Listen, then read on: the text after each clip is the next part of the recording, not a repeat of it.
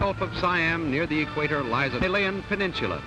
Pictorially, it is the garden spot of the world, but a garden over which nature has placed a sign, and that sign reads, "White man." Exotic shrubs and vines cling to one another with tenacious fingers to obstruct his way. Ferocious animals and slithering monsters that crawl upon their bellies. The heat, the fever, the poisonous death that lurks in the bite of one mosquito. All the dips the jungle arms herself to repel him are to the white man a challenge, incentive. He wants to unveil the secret that is so viciously safeguarded, to photograph it and bring it back to his fellow men. The success of the white man depends upon the loyal cooperation of the natives. And Mr. Schenck dedicates this picture to the Malayans and Siamese who were so faithful and fought shoulder to shoulder with him and who had the biggest share of the dangers. This photoplay is authentic in its locale and real in its action. In its making, we owed much to the assistance and aid given by His Highness, the Sultan of Perak, Sir Iskandar Shah, Raja Rasman, and Siamese advisor, Persat Sukhum. Highness, Sultan of Perak, FMS, Sir Iskandar Shah.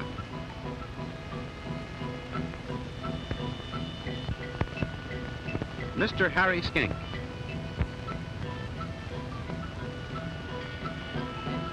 When after weeks of preparation we were ready to start upon our journey into the jungle, His Highness the Sultan, great luck.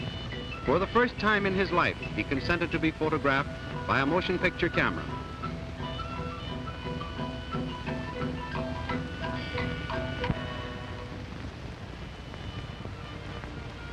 Miss Joan Baldwin, a British scientist, was going with us. We thanked His Highness for his courtesy and cooperation, which made our expedition possible, as it was he who supplied the elephants and men. His Highness warned us of the dangers of the Malay jungles, and then in his beautiful English, bade us farewell and assured us of cooperation.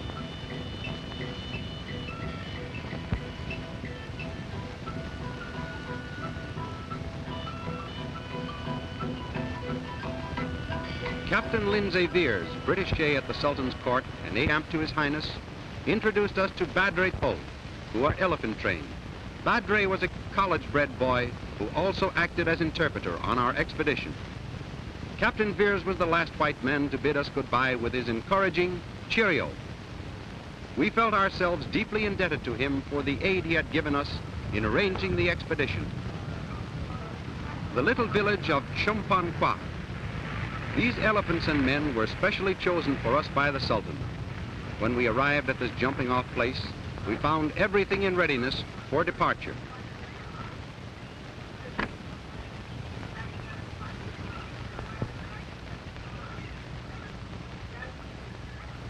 Ali, a native boy, was all smiles as he met her for the first time. Madame, this little convent-bred girl, a beauty of her race, answered to the name of Beware with those eyes. The servant problem solved, Badre then introduced us to our #1 gunner, Captain Nain, the best shot in the East. Our #1 native.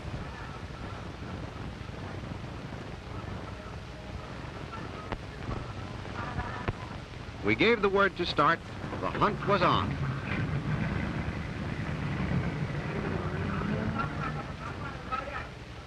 Kau punya orang dulu. Lalu ambil 200 depan kita. Jalan lekas-lekas sedikit.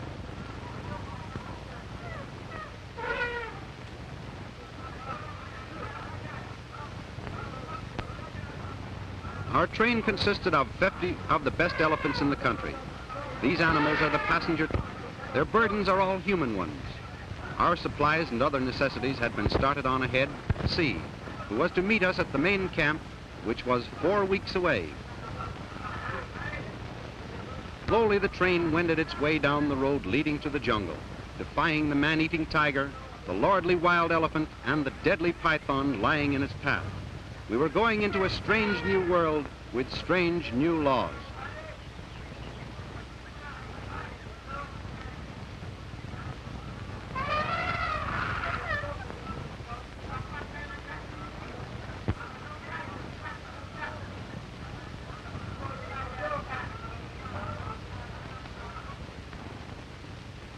The main wagon train had started 2 weeks ahead of us and were taking the roundabout and safer route.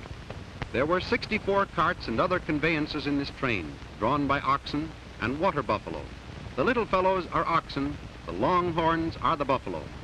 This train followed the horsemen who were a considerable distance ahead of them. The country here was comparatively tame. The wagons averaged 300 to 500 pound loads. Just off this road, the jungle starts. The thoroughfare might aptly be named a highway to hell. Here is the first river crossing encountered by the wagon. The captain warned the drivers, if the oxen went too low in the water, to tie their heads up to the carts, also to beware of crocodiles.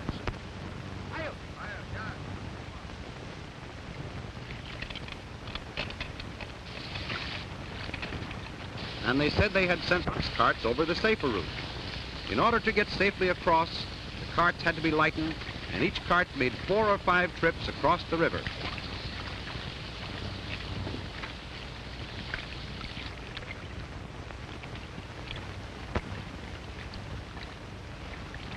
This could hardly be. We still insist it wasn't such a safe route, but then maybe we're wrong.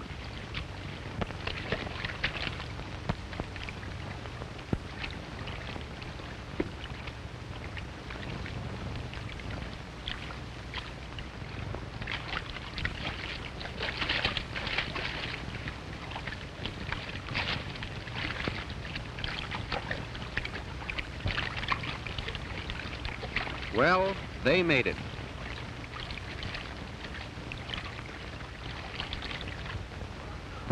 Leaving the road, the elephant through the center of the jungle.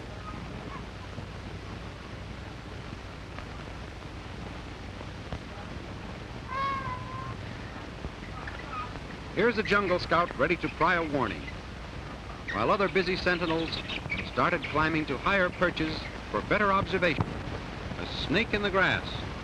But the size of the snake seemed to make no difference.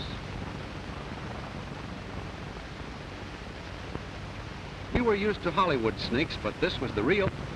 Notice that he will not allow the python to get a double turn on his hand.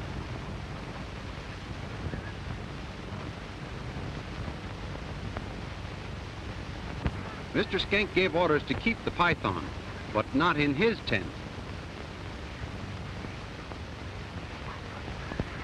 Wild beasts are not the only danger have fallen victims of the fatal jungle fever. Its symptoms are somewhat like those of our influenza. Miss Baldwin was the first to be taken, and in the excitement we didn't realize her danger, but she was too good.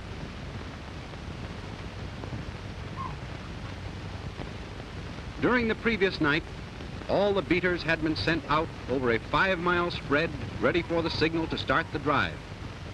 Our cameras had been cleverly camouflaged behind screens of shrubbery. Other photographers had secured themselves to platforms in high trees. When the signal was given, the 5-mile-wide circle of beaters started to converge toward our cameras. Every animal within the circle was driven toward us. The hunt was on. It was not a hunt to kill. The gunners were instructed to use their weapons only for the defense of themselves and cameramen. With this sort of noise, no wonder the animals were on the move.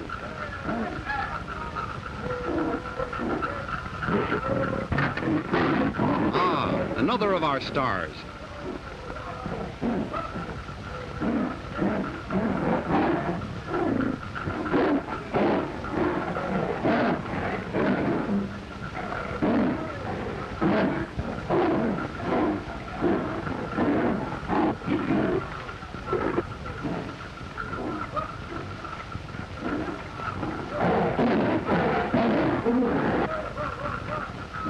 Step by step, we made our way through to our other cameras.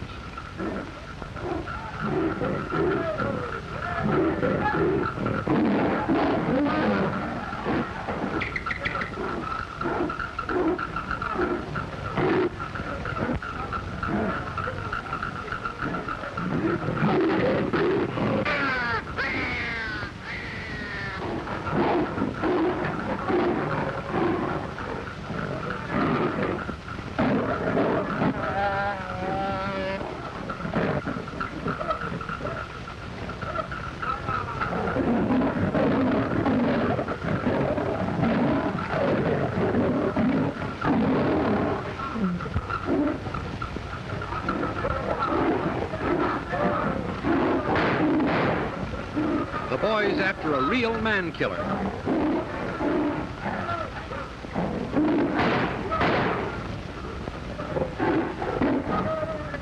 He had killed a native and was doomed to die.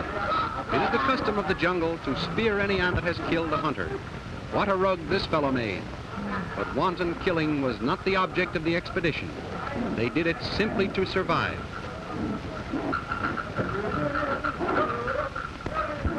We followed our native beaters, driving, constantly driving.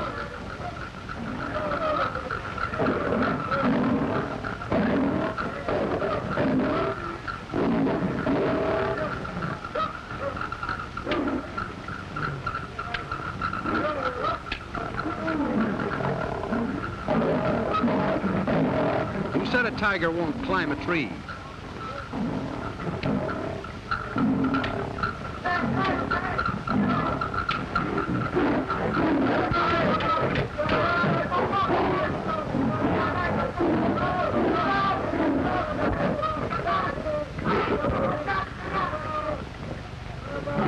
The cameraman is up there.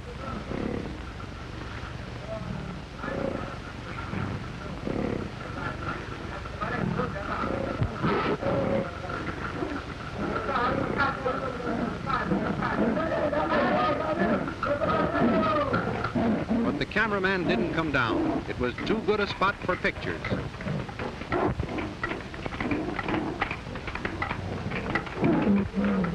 There's a python.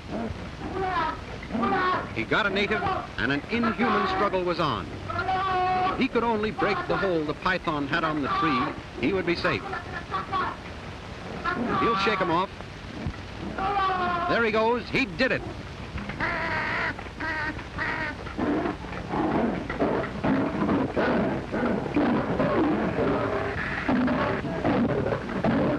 These boys decided to move their camera to a better spot. They were building a foliage screen for themselves, but there's no protection against a spotted death like this. We told best shot in the East, look, it's still breathing. If you think you're a good shot, the jump you find out, because if you miss, you'll never live to tell it.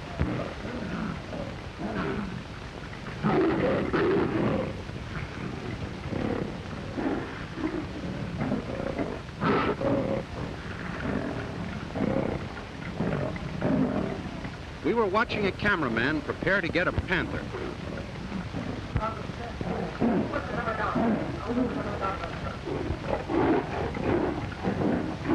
There he is, the most treacherous and hateful thing that lives.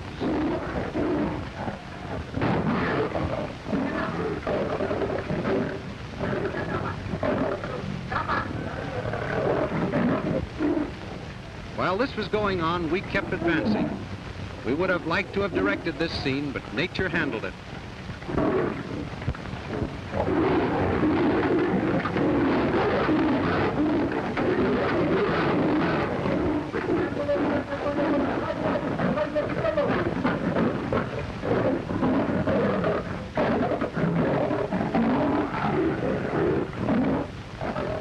Boy, this is going to be good. Watch. He had to do it that way. The leopard was coming at him.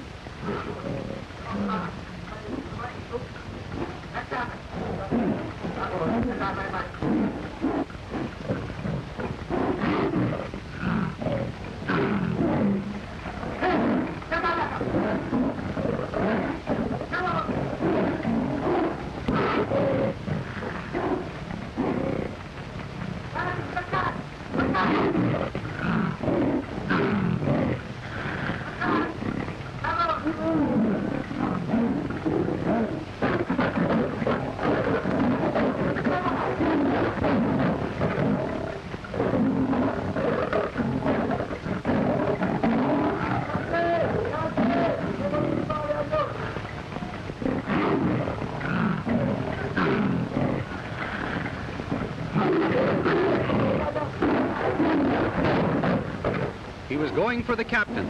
Short-range shot, made it again. A kill worthy of any trophy room.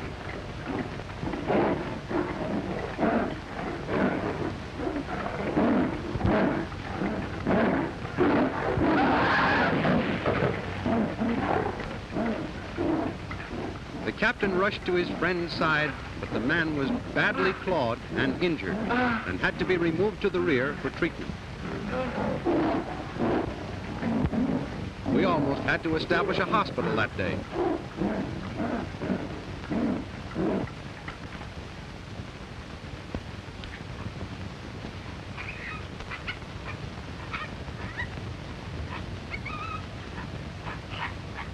Having heard that wild elephants had been seen some miles away, we were off to see the largest herd on the peninsula. It was necessary to keep our elephant train a few miles away from the wild herd, as we were afraid they might revert to the primitive. There they are, some more of our stars. There must have been 400 wild elephants in that herd. One would imagine that they would destroy everything underfoot. Why imagine it? They do.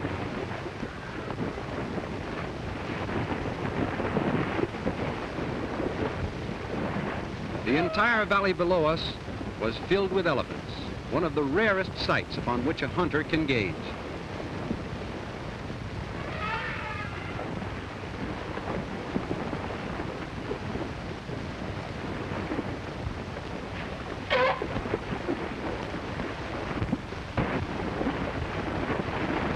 Look at that big one, milk ads.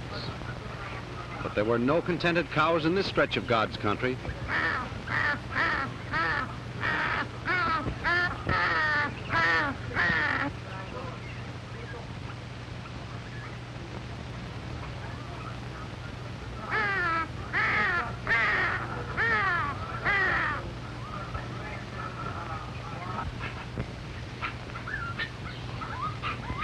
There's a peninsula.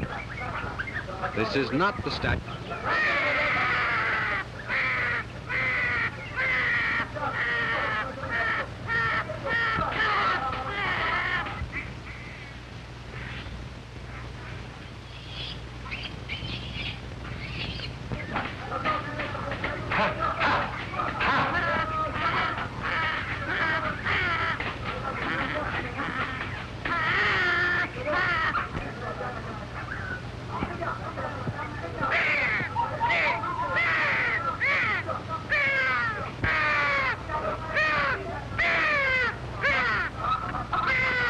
A white gibbon.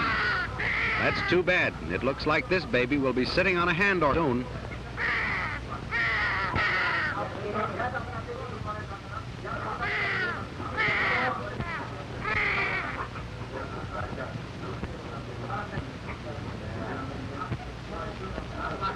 Go.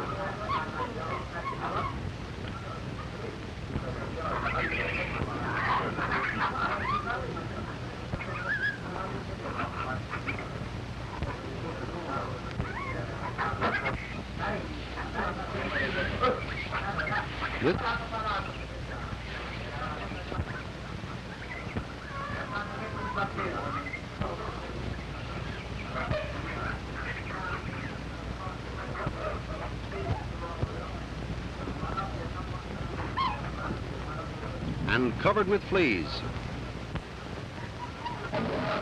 Oh no, not our leading man, but our...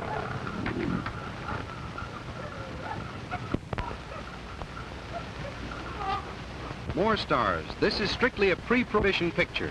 A ton of pythons that never came out of a bottle. Crawling masses of galvanized muscle, those most ruthless killers. They were ever present. We never knew when to swallow their victims whole, some stretching their gaping jaws to 9 or 10 times their normal size. They are the real jungle terror.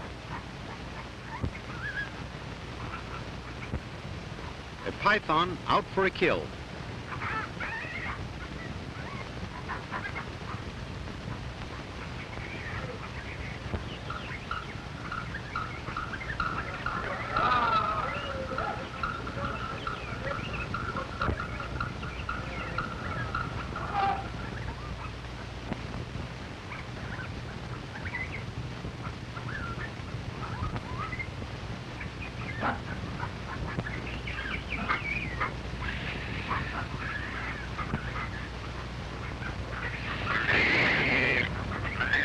Just one of life's tragedies as they take place in the jungle.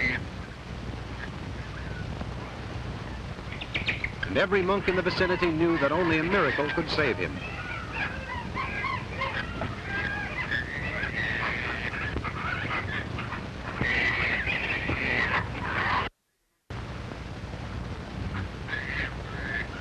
The natives rescued the monkey before the python had a chance to crush it. It was later adopted by Mr. Schenck.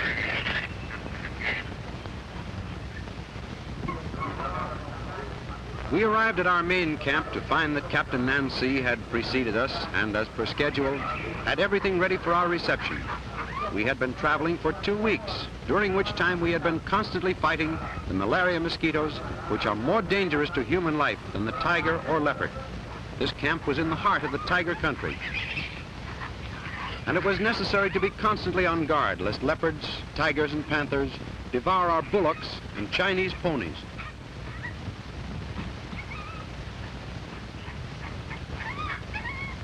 Hunters were preparing for the big drive which was to start the following day.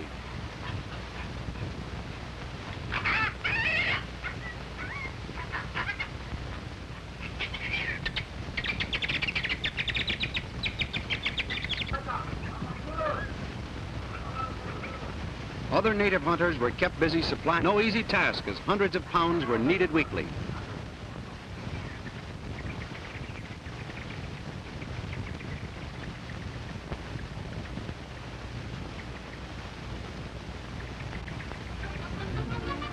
From the time the trip began, this baby elephant had never left its mother's side. He was having a dickens of a time.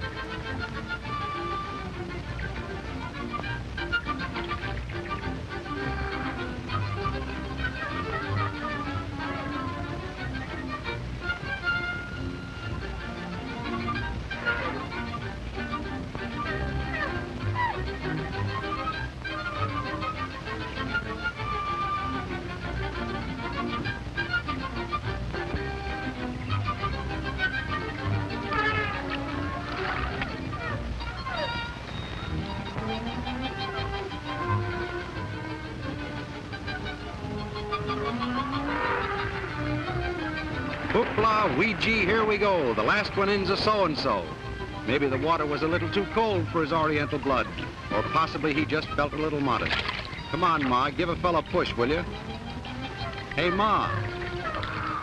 Gee, Ma, you're a lot of help.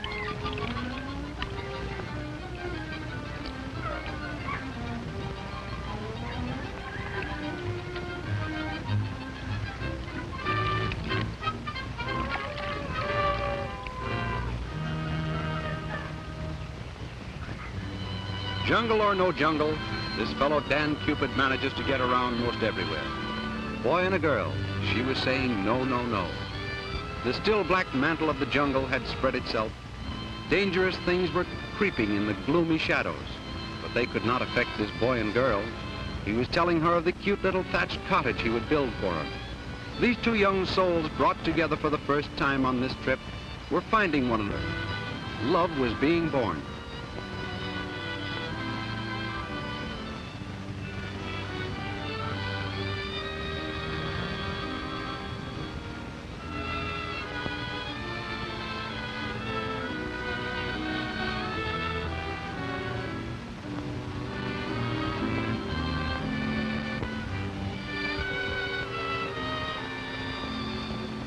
Specimens of the deadly king cobra. These natives said they would get us some, and they did. From tree to tree they went, collecting this choice assortment of concentrated homicide. They had an uncanny control over these, the deadliest of snakes.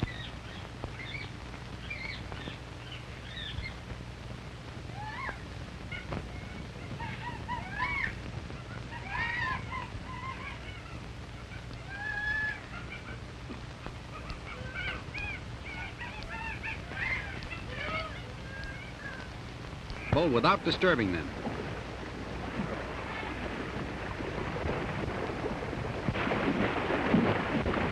Our natives had circled around to drive them toward our cameras, which, by the way, were more effective than binoculars. As the natives in their little boats drew closer, the animals began to sense a danger and started to stampede toward the end of the valley where our cameramen were stationed.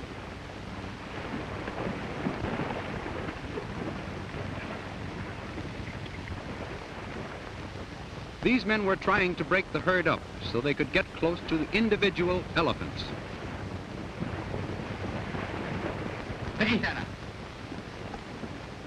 The captain tried his hand at being a cameraman. He started out okay. Wild birds will only alight on wild elephants, shunning tame ones. Of course, the birds don't do this just for the ride, but the food they find on the elephants, the dining cars of the jungle. A white elephant, a sacred animal and very rare. This was probably the first time one had ever been photographed in his native haunts. The sight of him had a powerful religious effect upon our natives, moving all of them to fervent prayer. We had to be content with a distant view of him. We had a glimpse of the domestic life of the elephant. Their living room is knee-deep in water, but you mustn't mind that. Come right in and make yourself at home. These beasts are very friendly and tame until aroused.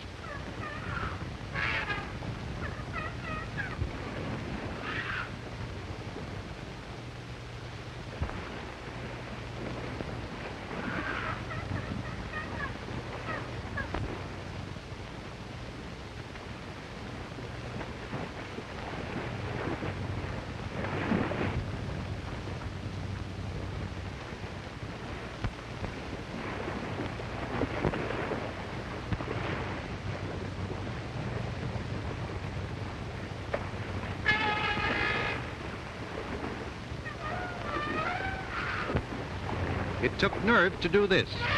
It's one thing to chase an elephant, but it's an altogether different matter when the elephant chases you. The boys are getting away with it for the time being, but wait.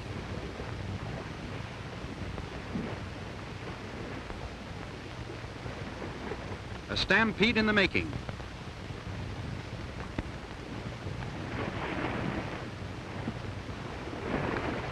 There was something in the air that spelled trouble.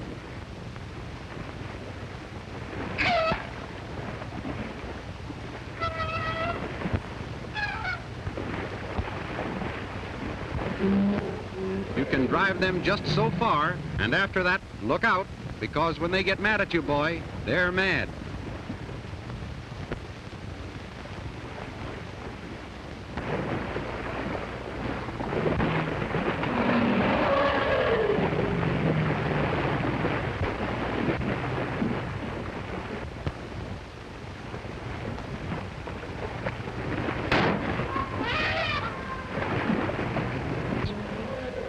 Such unadulterated nerve. Imagine fighting Jumbo like this with a couple of spears. Now, if they were riding in an ocean liner, maybe they'd have a chance.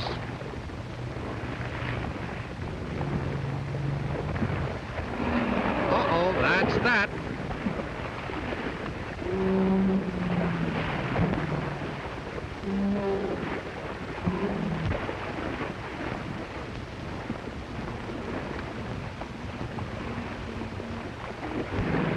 I get it. He didn't want his picture taken. And there goes a $2,000 camera. And we don't blame the cameramen for leaving this lonesome-looking camera behind, but we had 12 cameras on the job.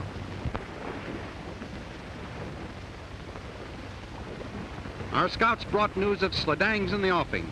We immediately ordered everybody to the elephant train, for the sledang has been acknowledged by hunters to be the 100% big game animal of the world. We left the elephant country and entered the hunter's paradise, the fertile valleys that are the home of the sledang. The name is S-L-A-D-A-N-G, sledang, and he has the reputation of being the most unapproachable animal in existence. He is as fleet as an antelope, can conquer a tiger, and to make it perfect, he actually thinks. We only hoped we could get close enough to him to photograph him. We left our elephant train some distance from the sledangs, as we could only approach them with the utmost stealth. We had made a 16,000-mile trip to photograph these animals, and there they were. They looked so harmless that we felt like laughing, but they too are stars in our picture. It seemed to us that it would be a simple matter to walk up to one of those cows and milk her, but then we remembered that few zoos can boast of owning a sledang, and it is seldom indeed that one of these animals' heads will be found in a trophy room. The beasts are too cunning for the average hunter. Of course, we're not as close to them as these pictures make us seem. It was only through the use of high-powered telescopic lenses that our cameramen were able to make these pictures, and it can be plainly seen that even at a distance, the sledang knew something unusual was taking place.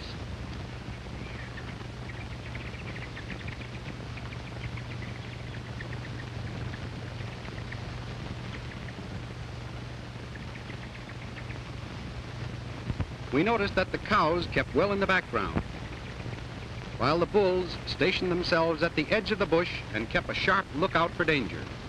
Their sense of hearing is so keen that hunters have given up in despair. Their coloring blends so well with the background, it takes a sharp-eyed hunter to see them before they see him. They were getting suspicious.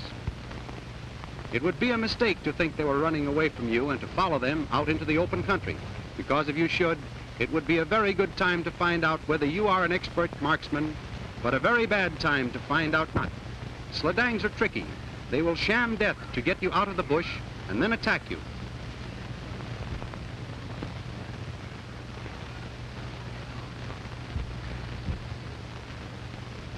After many weeks of trailing, we finally got a specimen, but the kill was so fast that our cameraman could not photograph it.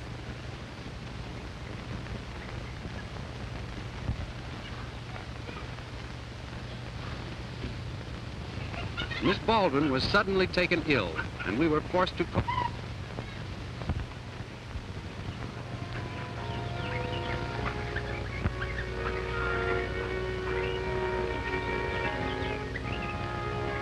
While the cat's away, the mice will play.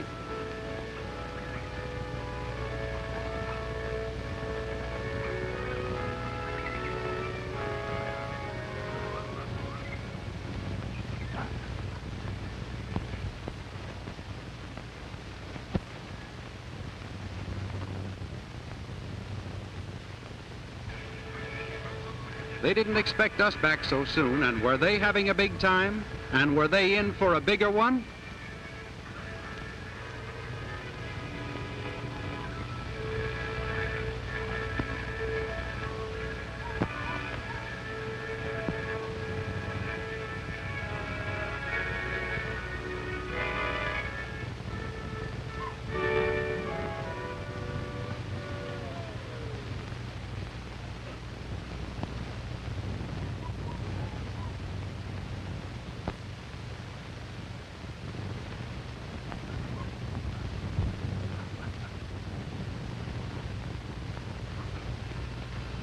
Knowledge of medicine is necessary.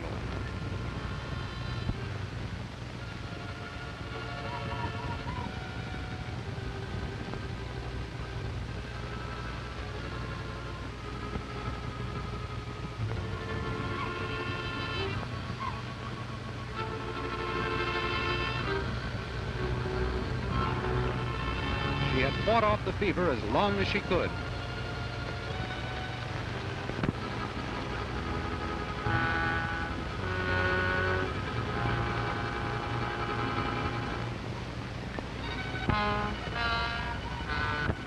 Temperature of 104 to knock.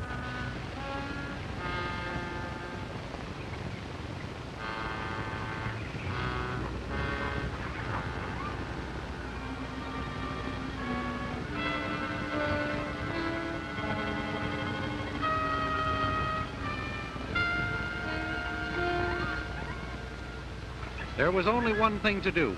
We must get her out of the jungle within 10 days or she would die. To return the way we came would take weeks. Badre said there was a shortcut which was extremely dangerous, as it meant crossing the Boya River. Boya means crocodile, and the river was so named because it is alive with crocs. If the river could be cleared of crocodiles, we could get Miss Baldwin across in time to save her life.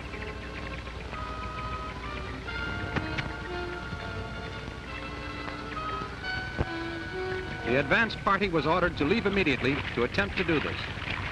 The method employed in clearing a river of crocs is to have the natives catch as many crocodiles as possible and considerable distance up and downstream from the place at which the crossing is to be made. This attracts the other crocodiles in the river and leaves the ford sufficiently clear of them for a comparatively safe crossing. If anyone should ask you, monks do swim. They were after food in some trees that were surrounded by water.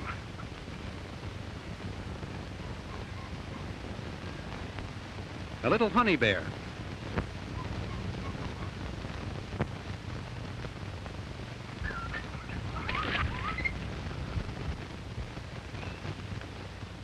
Another star, the star villain.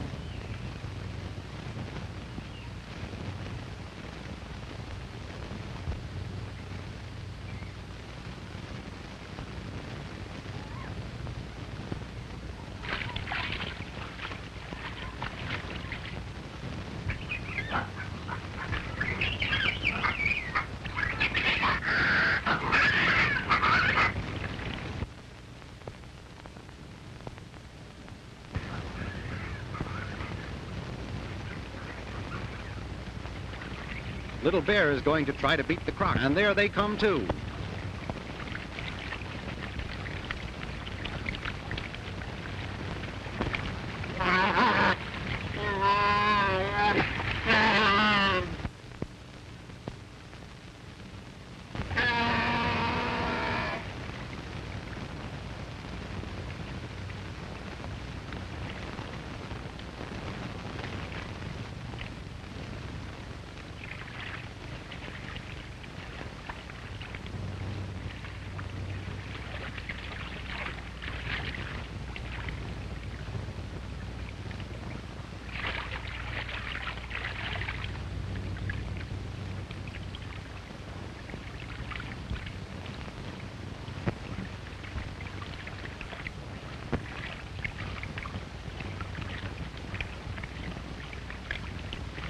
They were going to hook the crocodile.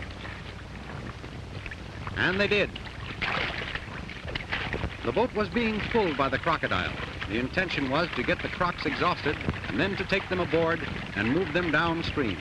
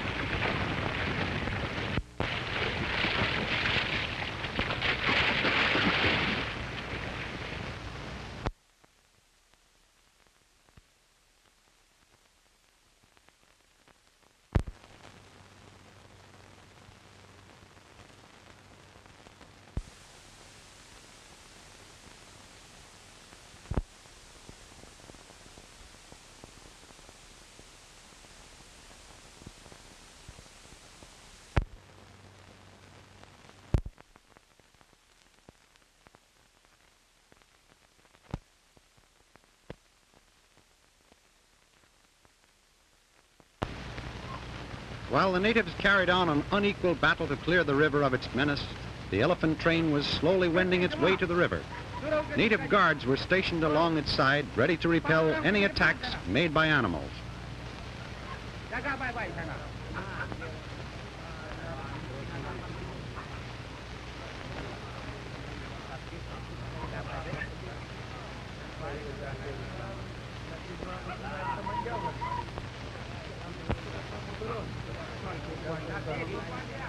Miss Baldwin is an important person in the scientific world, and we were pushing forward ruthlessly to save her life.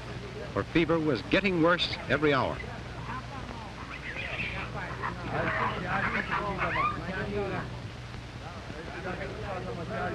Our biggest worry was to get the elephants across the river with as little sacrifice as possible.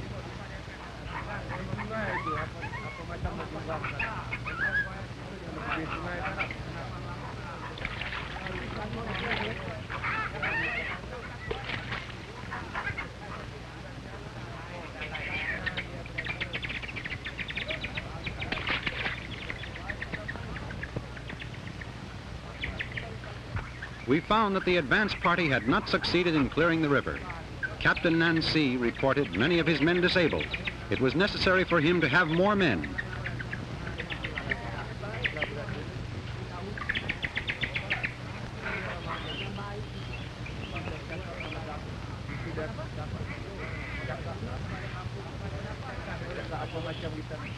We told him to take as many men as he needed, but they must all volunteer, and under no circumstances was he to use men with families. The response of the men was gratifying, and we realized we were reaping the reward of our kind treatment of them, a treatment which they unfortunately have learned not to expect from white men. Even Ally asked to be allowed to help. He claimed to have fought crocodiles before.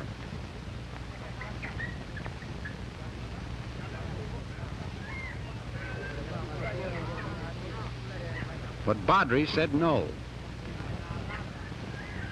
Ali pleaded that he be allowed to do his bit in saving Miss Baldwin's life. We had grown very fond of this boy, and his plea that he wanted to avenge the lives of the other boys won our consent.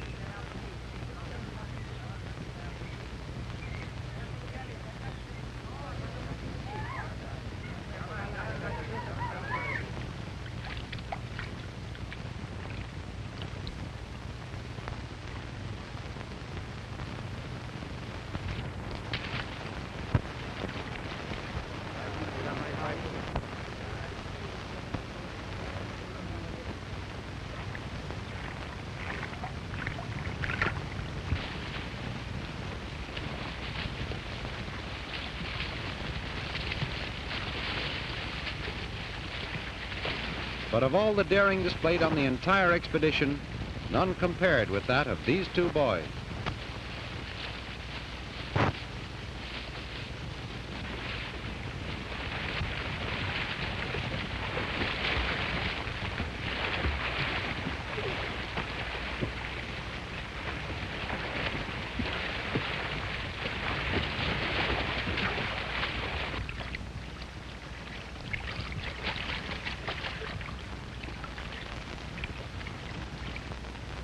This was one of the greatest exhibitions of sheer nerve we have ever seen. The river is alive with crocodiles.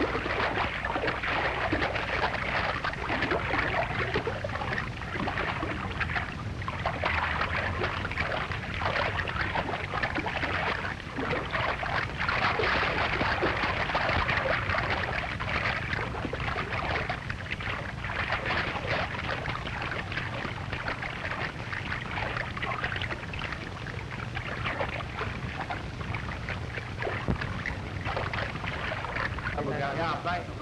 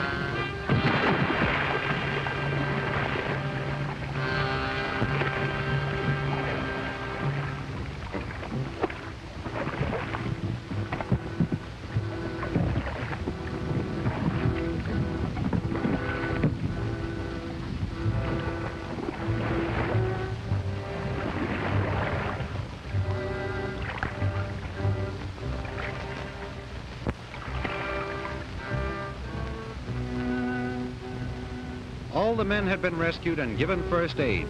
Fortunately, we had no casualties.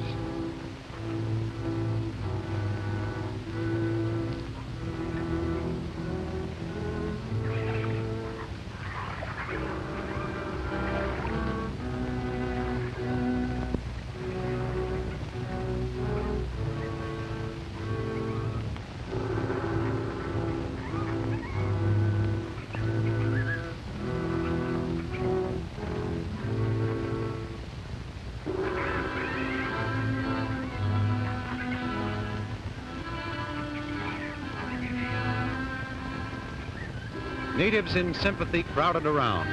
Death was no stranger to their eyes, but most of them had grown to like the smiling youngster and his sweetheart. To Bee and the captain, Ali appeared to be breathing his last. Bee, in her anguish, screamed for someone to bring the white master.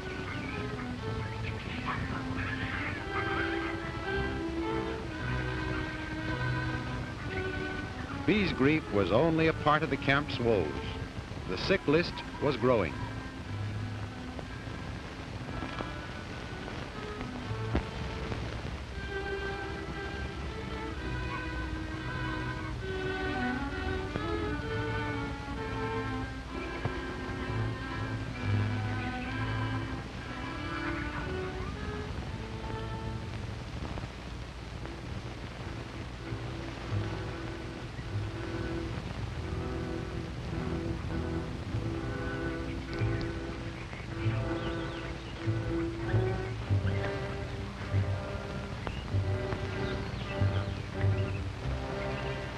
It was clear that nothing short of a miracle could save him.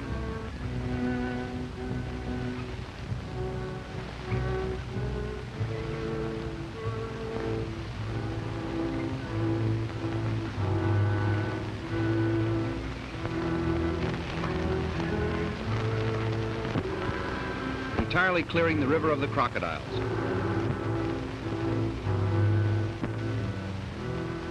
While one look at Miss Baldwin convinced us that we must hurry if we would save her life. Crocs or no crocs, we had to get across that river at once.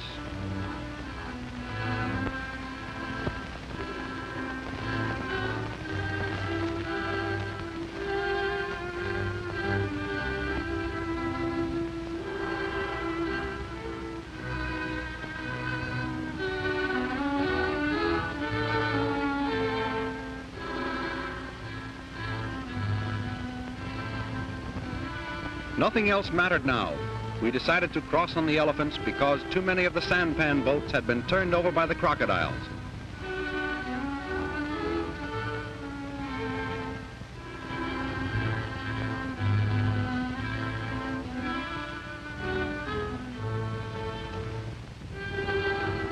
After seeing that all his people had mounted, Badre was to lead the way across, while Schenck in the middle was to protect the train as much as it was possible to protect it with a pistol. The other gunners were to protect the flanks with their rifles.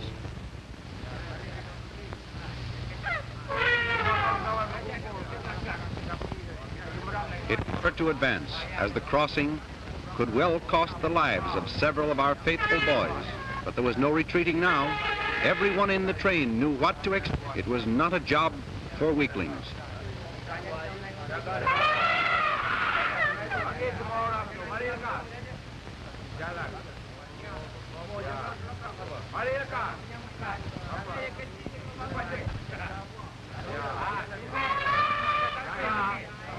There was no doubt in any of our minds that the crocodiles would attack us.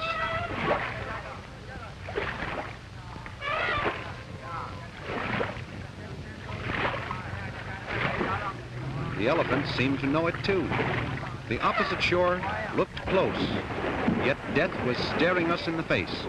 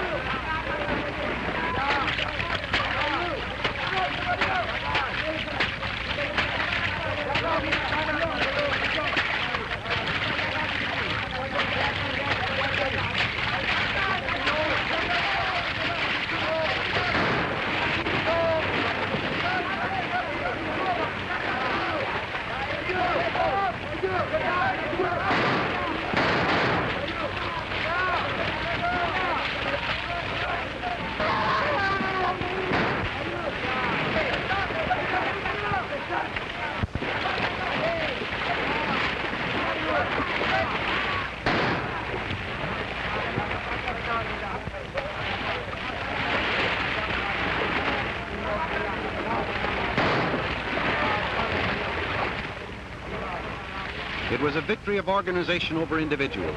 Had the crocodiles been blessed with brains, they could easily have overwhelmed us by the sheer power of numbers. A short rest away from the swamp and our patient had passed the crisis.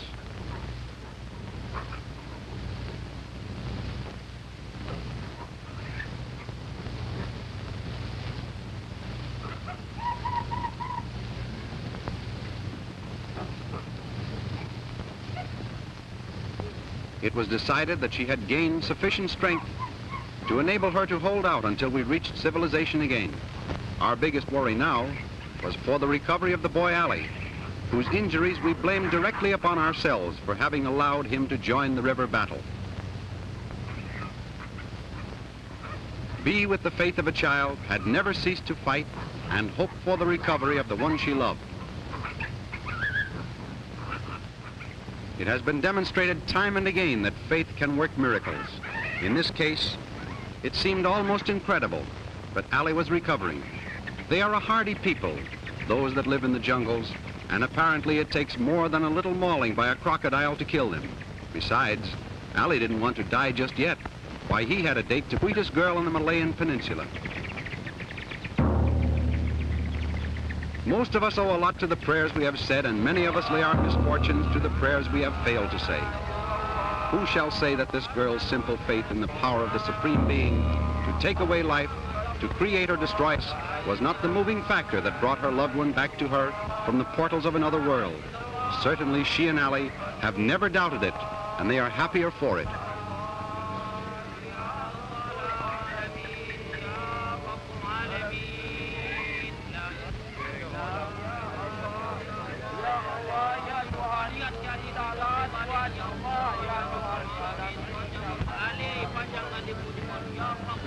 Everyone was overjoyed by the boy's recovery. Natives who would unflinchingly face a tiger's charge turned their heads, ashamed of their tears. But Bee was not ashamed of hers. They were tears of gratitude and joy. Many weary days later, we trundled our way over hills and valleys, dodged the more strenuous country, and at last found ourselves within a few miles of the little village from which we had started. But what a changed little band we were. We had started out carefree and indifferent. We returned somewhat drawn and gray around the temples. We had penetrated to the secret heart of one of the most forbidding jungles in the world. We had fought hand with leopards, panthers, tigers, and pythons, mingled with wild elephants, gazed upon the Sladang in its native valley, braved the heat, the jungle fever, and crossed the Boya River, in spite of its thousands of hungry crocodiles. We had a few laughs and many thrills, and we had the memory of which still haunt us. And here were thatched cottages and automobiles and happy smiling people. Home was the white man, home from the jungle, and the picture hunter, home from hell. And so we bade Ali and Bee goodbye. They wanted to go to Hollywood, but we advised against it and suggested they marry. But everybody is happy in the thought of our safe return and thankful for the favors of the Almighty who helped us through our greatest difficulties that we might survive.